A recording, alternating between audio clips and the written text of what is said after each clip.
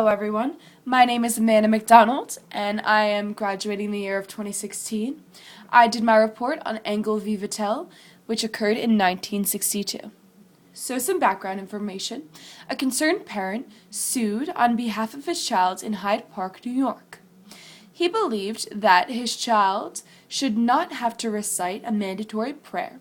This mandatory prayer stated, "Almighty God, we acknowledge our dependence upon Thee, and beg Thy blessings upon us, our teachers, and our country."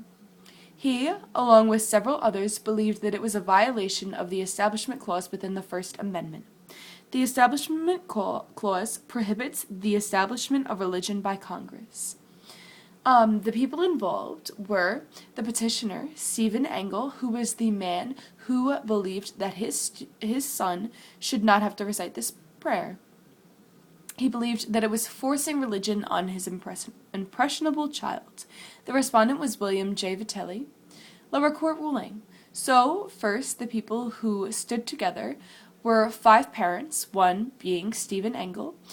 He was Jewish, as well as another Jewish man, an atheist, a Unitarian, and a Protestant.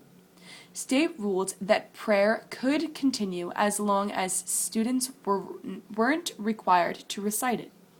Students could leave the classroom or remain silent if they did not agree with the recitation of the prayer.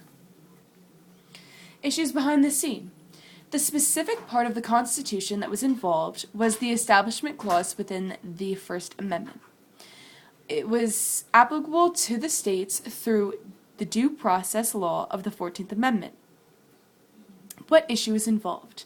There was great debate over whether or not a non-denominational prayer within schools is violation of the First Amendment.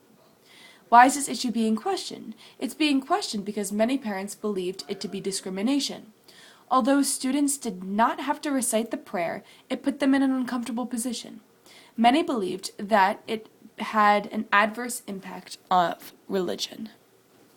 So, what is the court's decisions? It reversed the lower court's rulings. It stated that it contravenes a ban of establishment of religion within the First Amendment. How did the justices vote on the case? There was a 6-1 decision in support of Engel. The majority opinion. Justice Douglas stated that any type of promotion of religion violates the First Amendment. A specific example of this is the case of Matter. It was giving financial aid to religious schools. The dissenting opinion was stated by Justice Stewart. The Establishment Clause only meant to constrain the establishment of state-sponsored church. Evaluating the decisions and predicting the impact. What impact would it have on today?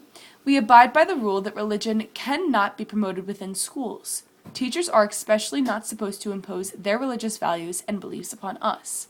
The significance of the case. It put a boundary upon what teachers and students are allowed to do in school with regards to religion and prayer. It does not discriminate against certain religions and prayers. It just does not condone that it can be implemented by schools. What is it done legally? It is important legally because it puts limitations on what teachers and faculty members can and cannot do, and if violated, that they will face certain consequences. So, it sets up precedent for later cases, and it sets up rules within schools. It stands as a basis for what is allowed within the government-sanctioned facilities. This is my work cited, where I found the majority of all of my information. Thank you for listening. Hope you enjoyed. Bye!